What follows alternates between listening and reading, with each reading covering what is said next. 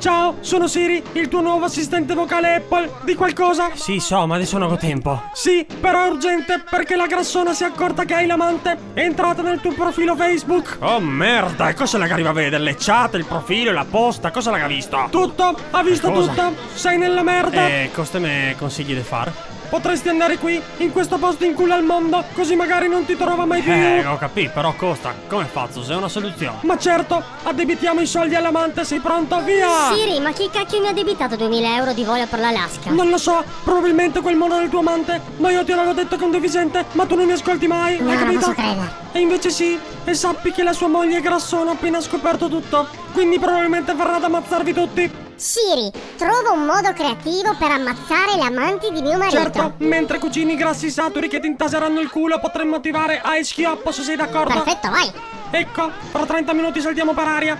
Per caso vuoi far saltare per aria anche il tuo fidanzato fedifrago? Oppure vuoi attuare altri sistemi di morte? Dai sfogo all'immaginazione. Dai, su, dai, grassona, dai.